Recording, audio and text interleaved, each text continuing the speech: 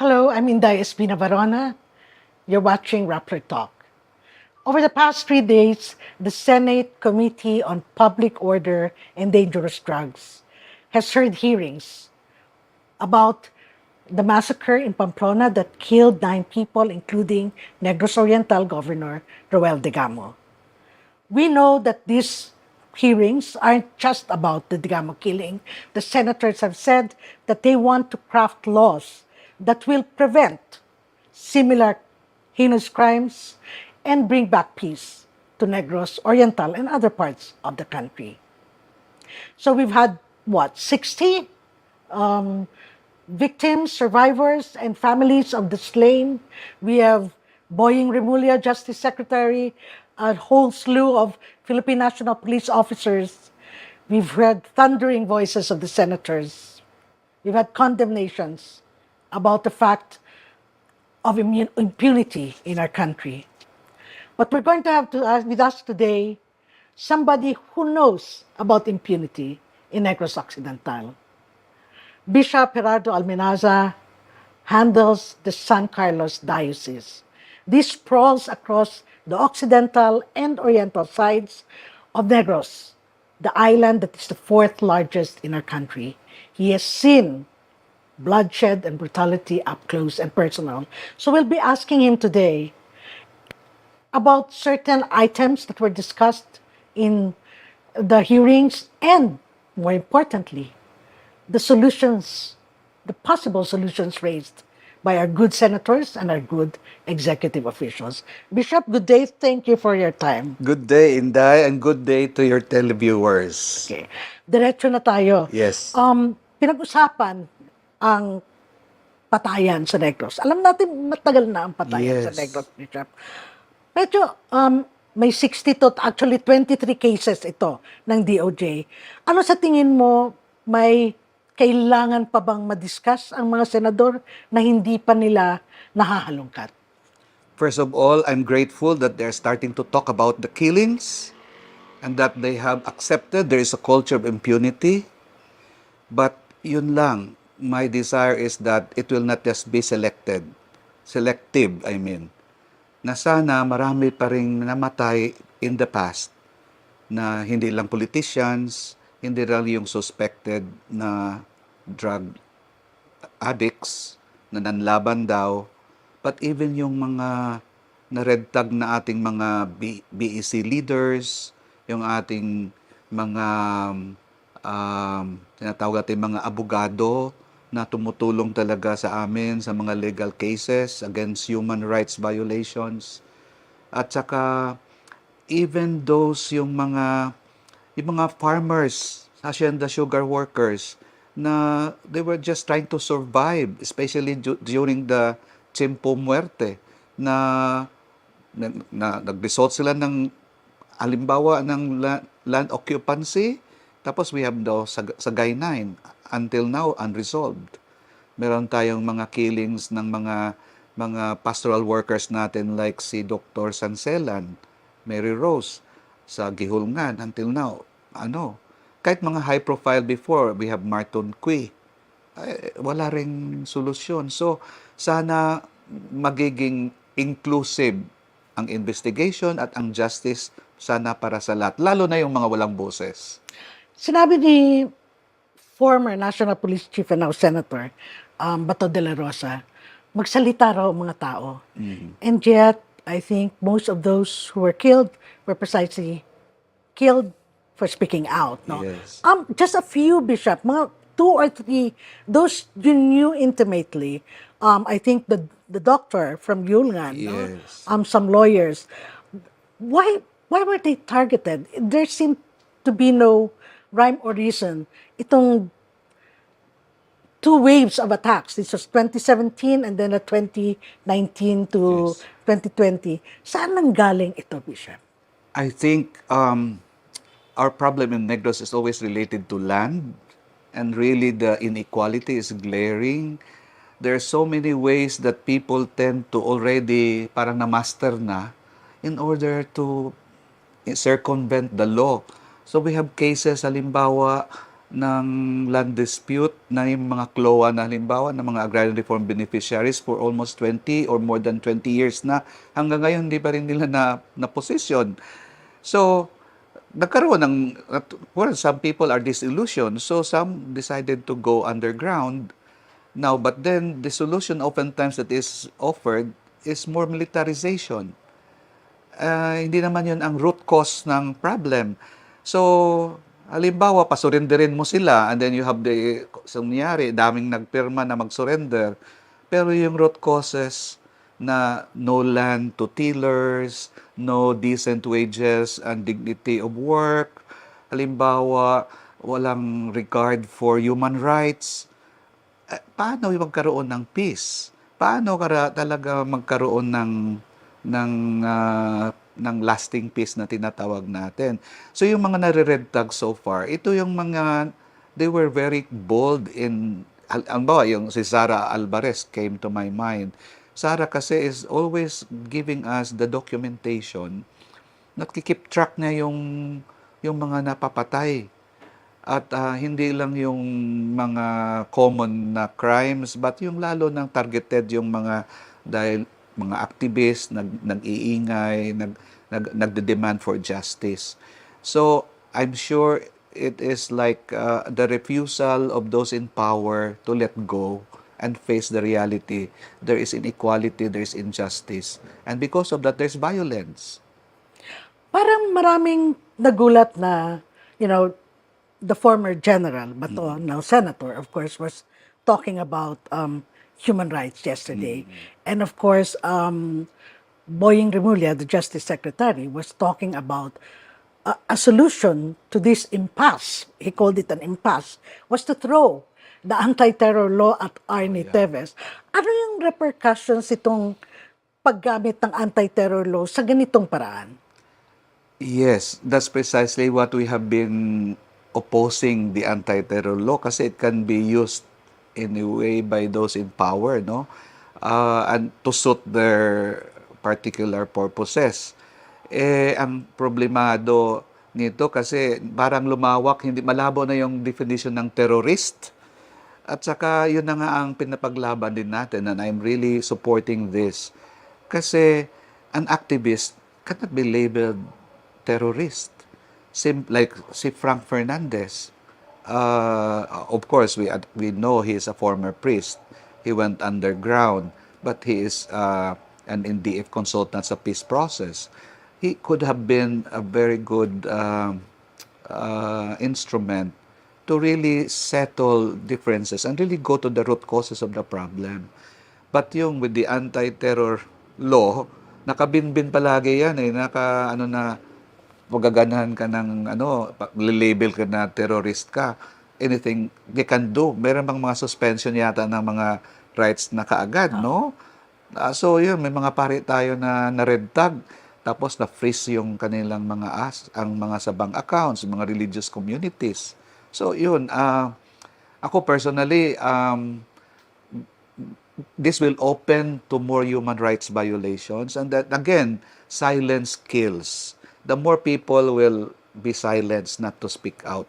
So kung gusto nila talagang magsalita, maging courageous yung mga tao, dapat hindi nila gamitan ng mga ganitong paraan.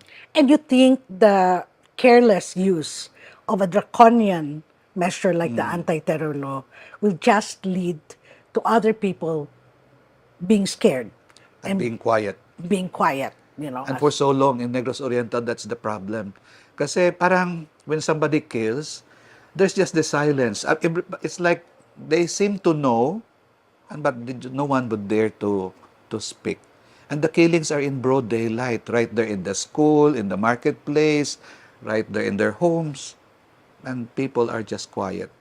You mentioned, I think, Senator De La Rosa and Justice Secretary Remulla in one of your statements when you were saying that this is the irony about what is happening, and you mentioned, I think you quoted the Justice Secretary saying that he did not realize the extent of impunity that had, dug deep into Negros Oriental's Yeah. soil.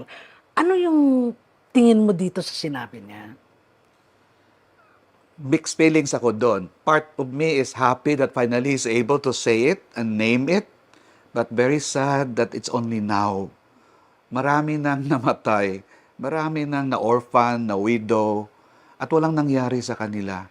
And we have been, I don't know if I use the word shouting about it, but it has fallen into deaf ears. We are even ringing the bells of our churches to call attention to the problem. And they keep denying it. And so for it, whatever good it is, I'm sad that it happened to Governor Digamo and to anyone that were also killed along with him and even before that. Pero if only to bring to their attention itong culture of impunity, I'm grateful for that. Pero sana naman, hindi lang selective. Sana nga, at natatuwa din ako, sinasabi nila na hindi lang to kay Governor Digamo's case, but sa lahat. So maghihintay tayo doon. Sisingilin natin sila doon. Okay. Sinabi rin ni Senator De La Rosa na um, nagalit siya sa mga pulis na wala raw lakas ng loob ang mga pulis. Is it really a question of walang lakas loob ang mga pulis, or is it a question of police who think they can get away with anything? I don't know. You're the one who's been there. That's what I was afraid with the previous administration. It has really spread the culture of death, culture of impunity, na yung kill, kill, kill, na walang pakundangan sa human rights, human dignity, due process. So, in a way, maganda rin kasi narinig ko that they were also saying na hindi lang courageous, hindi masilaw sa pera. So na that cannot be bought as well. Yung malakas pa rin yung moral values. Kasi yun din ang sinasabi ng simbahan eh. We need to restore integrity in all the agencies, institutions of our society, both church and government and private sectors. Yeah, we hope that the police will really be true to their task. Nakakalungkot na peace and order sana sila, pero parang puminsan hindi yun ang feeling ng mga tao. Nung sinabing magkakaroon dapat ng all-out war Wow. against isabong, dahil ito raw ay the same addiction like the previous addictions that caused then President Duterte to wage war. Ano yung nararamdaman mo pag sinabing all-out war sa konteksto ng government operations? Nako, what we are worry about is that they will use this situation now to justify more militarization, which is a false solution. Sa dialogue namin with the military, alam naman nila na they just paved the way. They are not the ones in the forefront. It should really be the local government units. It should be the agencies of the government. Kasi yun na nga ang sinasabi namin, if there is no access to basic and social services, there will be no peace. Even if they will go house to house, school to school, campaigning that the youth will not be swayed by foreign ideologies that will espouse violence, etc., etc. But if the root problem is still there is injustice, there is no respect for human dignity, human life, no due process. Nako, ganun pa rin yun. Pag sinabi kasing all out, parang you give a blanket authority, parang umbrella na anything goes. It will justify na abutin na nga, papatayan kasi ganito siya, ganito siya. But then we are opposing it because we believe regarding the inalienable, inviolable right to life. And we are all children of God. We want always to give people a chance, no? At least bigyan naman lang ng due process. Pero sana naman hindi selective. And of course, we've seen that before, no? Drug addicts are not humans. Yes. Communists are not humans, Activists. And where will it stop, no? So, Yeah. yan ang tanong ng mga ibang tao. But dito tayo sa mga sinasabing iba pang mga solusyon. Sinabi, I think that was Senator Robin Padilla who said, mag-military na lang, control ng Negros. He was asking everybody, do you agree? In fairness, the military said, wait a minute, we don't exactly agree with that, you know. Pero parang, ano ba, yung shortcuts ba? Yung panawagan na, ganito, talamak na lahat, military control na dapat. Ano ang dapat na mga steps na magawa para dahan-dahan, hindi man overnight, we know that, para dahan-dahan maputol talaga itong mga um, the web of impunity as we call it. Well, there can be different approaches, no? Ang proactive is, of course, which is more in the side of the church. We can do a lot regarding our basic ecclesial communities, empower people, raising their awareness, educating them about their rights and dignity. Kasi they have to be able to defend themselves also, na hindi lang ma-intimidate, no? So tapos, there should be more systems of accountability. We really have to make people accountable, no?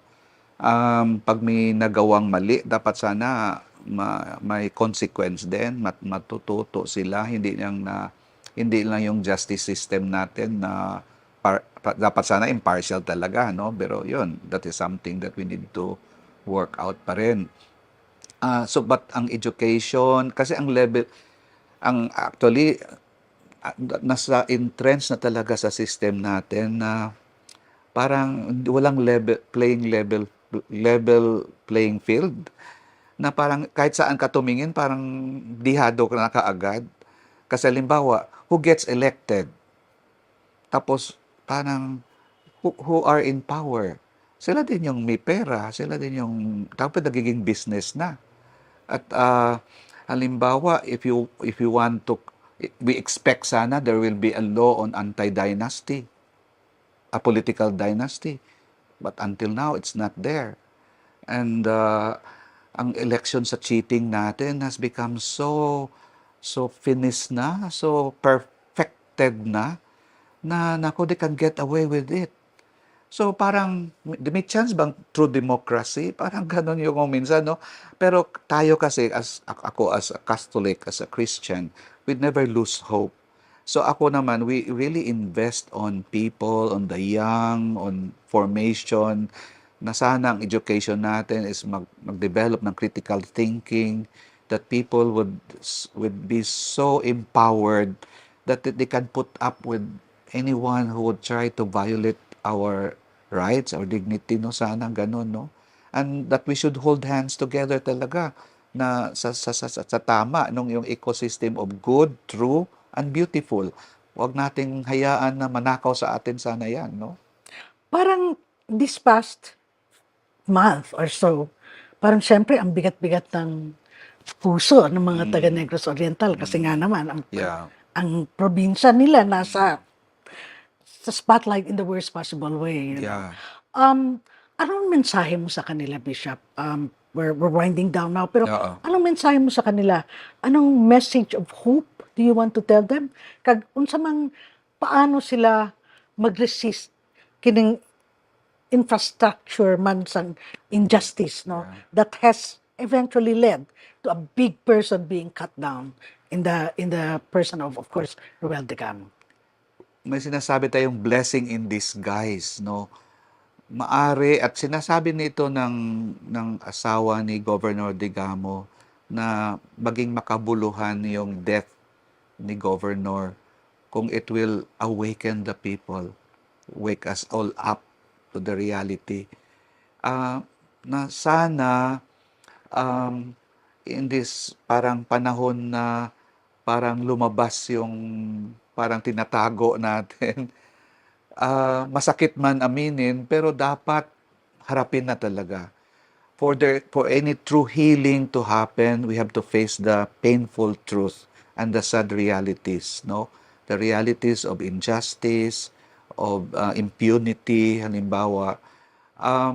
At para sa akin, in order to go against this, kasi systemic siya, it has to be equaled also with another strong system of good naman, of truth, So we will fight all lies, all dishonesty, corruption, truth. So we have to band together sana.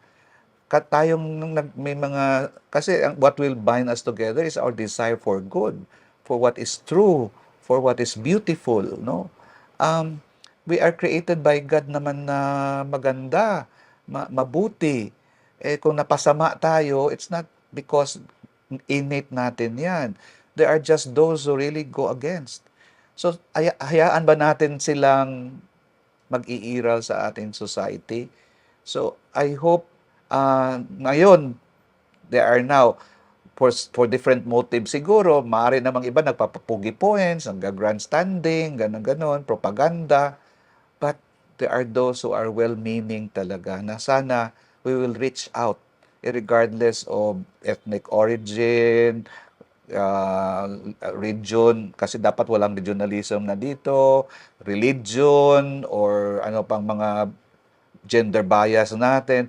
Dapat we should reach out, hold hands together, and fight this evil in our midst, no? And then we will try to recover our voice unti-unti. You know, in the reason why kahit na sometimes maraming sabi, ba't salita ka ng salita dyan? Kasi sabi ko, it's our lesson in Negros kasi is silence kills. If no one will speak out, talaga, mapapatuloy na lang to. And kaya nga sabi nila, evil, ano na yun? Ang evil, continues because no good people dare to stand up and speak out. So, ayan, pinapa-speak out na tayo. Sana mag-speak out na tayo. Kung natakot kayo, mag-band tayo together kasi there is naman strength in unity, in being together. Kaya ang battle cry namin sa San Carlos, Ubuntu, walang iwanan. No? We are in this together. Well said, Bishop. Thank you so much for your time. And there it is. We've seen over the past 3 days a deluge of what probably the bishop is right in calling evil coming out of Negros Oriental. And yet, he reminds us there's even more good in people. And that while people who speak out can also be killed, there is a way to overcome that by working together, by standing together, by reaching out to each other, and seeing that we are all one in the fight for democracy and human rights, not just in Negros, but elsewhere in the country. This is Inday Espina. You've been watching Rappler Talk.